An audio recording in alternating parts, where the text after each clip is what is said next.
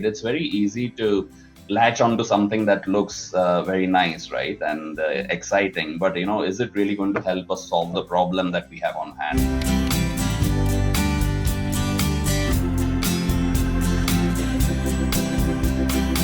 Hello everyone, I am delighted to be joined today by Nikhil Shahane, who is the VP Global Head of People Development at TechnipFMC. As well as that role, Nikhil also is a huge member of the iVentiv community, has joined us for many years virtually and in person, and also is one of my personal advisors. We like to check in every 6 months, even outside of events, see how things are going, updates on the industry and what you're seeing in global learning, talent and people development. And so, Nikhil, I'm really excited to be with you here today and get to have a bit of a chat that we can maybe share with others as well. Absolutely. Thank you for having me, Hannah. It's always a pleasure to speak with you, and I learn every time we talk about HR or learning. So happy to be here. Oh, that's really nice to hear.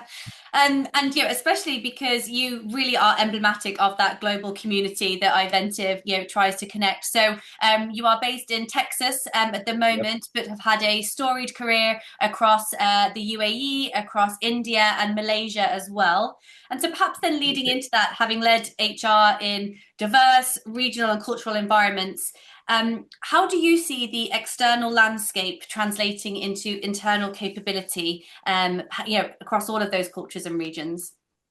Yeah, that's a great question, and I guess I'll refer to an article I was reading recently, published by Mercer's Energy Business, and they talked about how the world is moving from a VUCA world to a BANI world. And by BANI, the meaning is brittle, anxious, non-linear, and incomprehensible, and that's the nature of the external world today. And in terms of capabilities, I mean, how does that translate into capabilities? First is it translates into business strategy. And in this kind of a world, every organization is trying to achieve more predictable outcomes through standardization and industrialization. So that's where the organizations are heading. And with that kind of a strategy, the question for HR or learning is what kind of capabilities do we need to standardize and industrialize? To me, problem solving becomes really critical. Collaborative problem solving capability amongst leaders and individual contributors is really important. And I believe managing ambiguity, uncertainties, people who are able to manage ambiguity will go farther and longer. I think that's really important. I also believe, Hannah, that some of the fundamentals, you talked about the different cultures that I've worked in. I think the fundamentals have not changed. So I still believe people need to improve their functional competence and improve their technical competence as technology is evolving. And needless to say, artificial intelligence or the way technology is evolving, that underpins everything that you do. So how do you get the combination of your functional expertise, the power skills as well as digital literacy, and how do you combine all three to start delivering effectively? That's the challenge for people, but these kind of capabilities and mindsets is what the organizations need from a strategy standpoint. Mm-hmm. We hear the talk of a we've heard talk of a VUCA world, and we hear a lot of talk of BANI world as well at the moment. And one thing that I've talked about with several of your peers is we can no longer operate under BAU, but we need to shift our mindset to CAU, change as usual. And that is the real marker and differentiator of a leader. A leader that can roll out an operation, business as usual, is one thing, but a leader that can be responsive and, as you say, agile to an ambiguous environment, understand that it's going to be a problem-solving mindset that's needed. Will be critical. And so maybe then from your vantage point, what mindset shifts are most critical for leaders? And perhaps as a build to that question, are they easily developed in formal learning programs, formal leadership development programs? Where else do you see that being developed?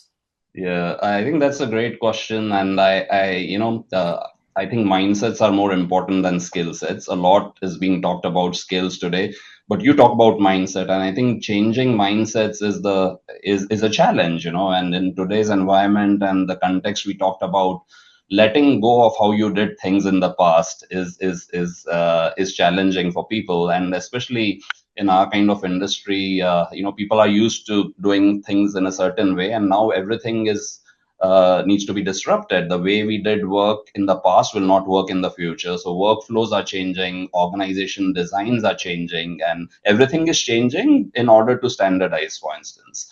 So how do you get people to change those mindsets? And to me, it's not through a formal learning program, but I guess as leaders, it is important that we share with our people what is the purpose, why are we doing what we do, because that's the starting point. Once you do that, people will rally around a common cause and let go of certain things that they are used to. And then the other thing, Hannah, is learning by doing things, learning in the flow of work by experimenting. That's how we learn. It's not in a classroom anymore. It never was, but I guess now we are in a period where learning by doing things is really very important. So we are providing those opportunities for people. Nobody is perfect, but we want people to learn from mistakes, learn fast, and try to create the psychologically safe environment where people can experiment and keep learning. So I think that's the focus right now, and not just structured training. So structured training or learning will complement what you experiment and do in real life, but doing it in the real life in the flow of work and experimenting is really high on priority right now. Thank you, Nikhil. One thing that comes through in your answers and comes through in what I know to be true is you have always made sure that these conversations never happen in an HR silo. They are always very acutely linked to the business imperatives, the business strategy, how are you making real impact? And I know that there has been a lot of work done, both in organizational and industry-wise to simplify and industrialize as well. Perhaps you can talk a little bit about how those tenets influence not just leadership development, but the flow of work as well. Yeah. So no, again, a great question. I think from our standpoint, we have embraced the lean journey since the last 2 years, and it's been really fundamental to how the organization is transforming. Lean is not a new concept, but I guess it talks about certain fundamentals of business, eliminating waste, improving your processes, getting rid of work that doesn't add value. And I think these things start from the top, and I think we are fortunate that the leadership is role modeling some of these behaviors. And then for functions like us, it translates into what can we do to help people adopt a lean mindset, and what can we do to visualize problems better. What can we do to get to the gamba, which is where the work happens, and help people develop by doing things. So some of the things have started from the top. I think the role modeling, leaders role modeling it at the highest level is really important. But then for every function to see what is my contribution and where can we add the most value, I think that's the conversation. And we are really challenging ourselves today in, are we adding value by doing a certain service, or are we adding value by introducing a new solution? We are constantly challenging ourselves. What business problem is it going to solve? So I think these are really great cultural shifts that I have seen in this organization in the last couple of years.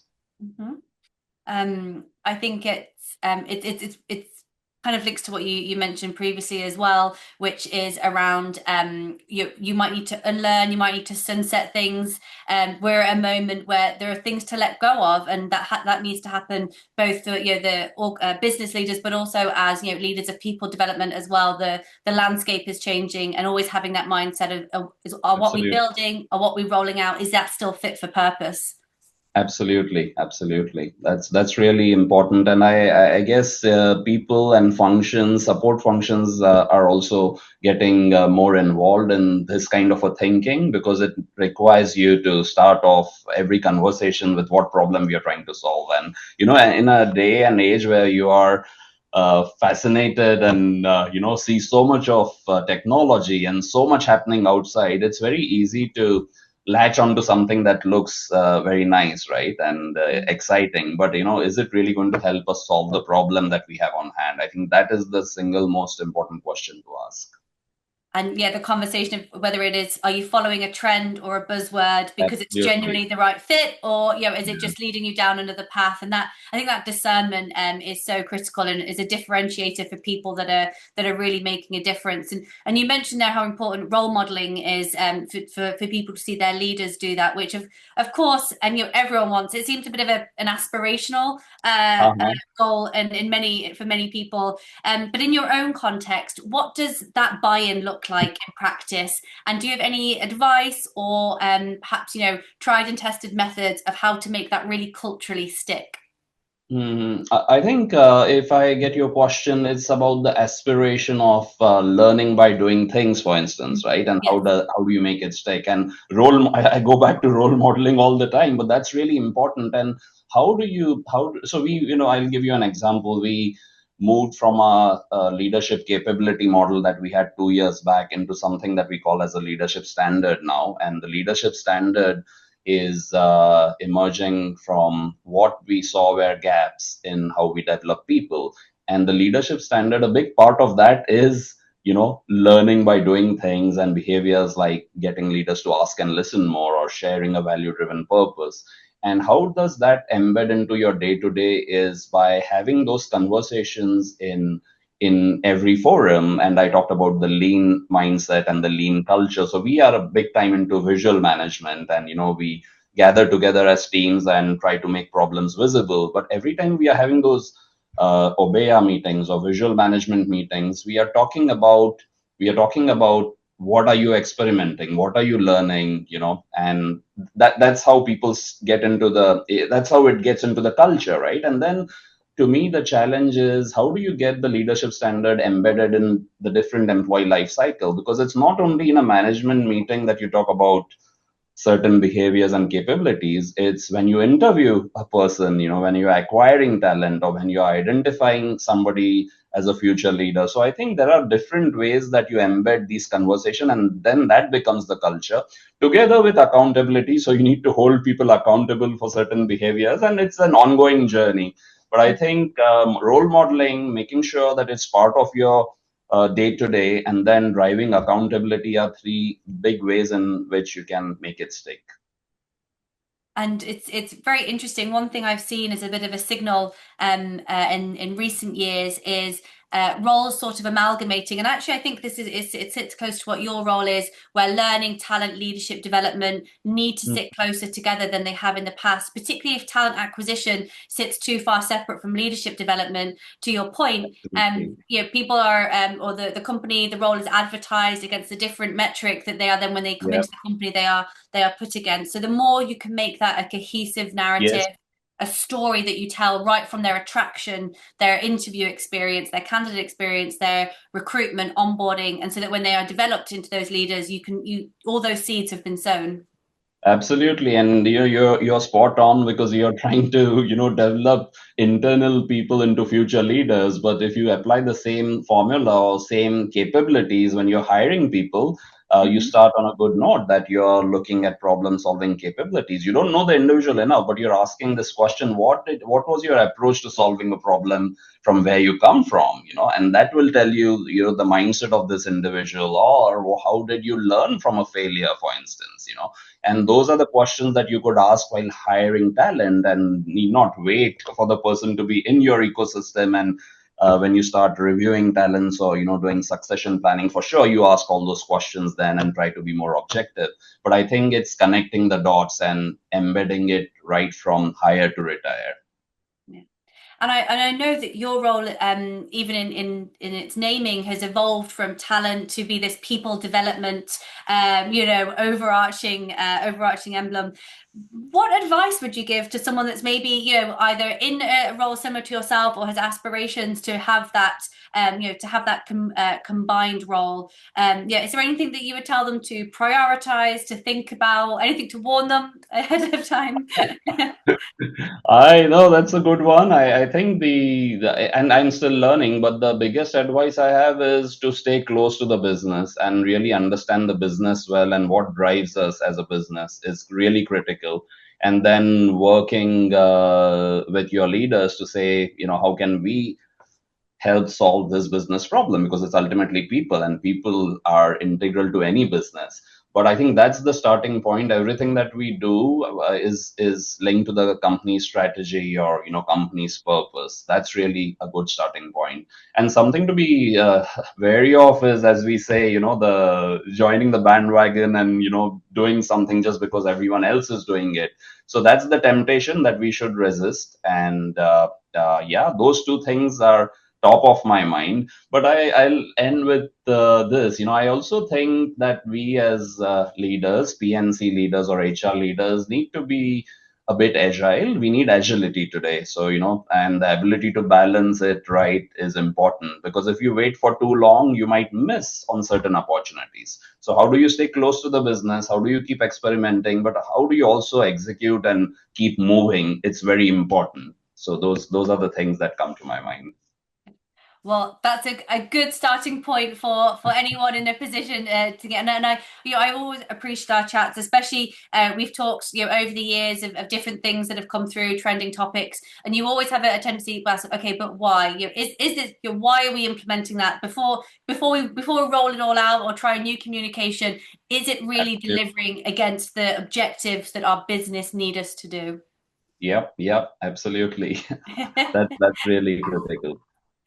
And so, you shared there some advice for your peers or people moving into a role such as yours. Mhm. But one thing that I would also like to ask, it's a little bit of tongue in cheek that we ask each of our interviewees, is what's one belief or practice that you think that the industry needs to rethink, even if it's a bit controversial? There's two things I would say, if you allow me to. The first is not so much controversial. First is more of a reinforcement. And I think the reinforcement is that learning or people development is not HR's responsibility. It is the responsibility of every individual, and leadership accountability. So if we think that learning or people development is HR's job, it fails. So this needs to be reinforced. That's really important. And the controversial bit is, hype versus reality. I mean, we do see a lot happening in the space of artificial intelligence, and yes, that's the future. But I think it's really important to look at the fundamentals. And let's talk about the skills-based organization, to be very specific. Everybody's talking about the skills based organization, but to me, skills based organization is not a new concept. Skills and competency based hiring has existed since we were in our diapers. Ever since I moved in the world of HR, this was the first thing that I did. So this is not a new concept, but sometimes the way the concept is rolled out, it makes you feel that it's something totally new. The only thing that has changed and is continued to change rapidly is how you're leveraging technology to enable faster movement, to enable dissect huge amounts of information that's now available at your fingertips. And how do you rely on technology to drive a skills based transformation much faster and in a much more effective way? That's the topic. So I think I'm always a bit of a devil's advocate whenever people talk about this concept. I'm totally bought into it, but I think the approach to it sometimes is flawed. And we need to be really very careful in how we deploy it and how we stay close to business as we deploy it. I think it's Jack Welch from the GE days who would always ask what's new.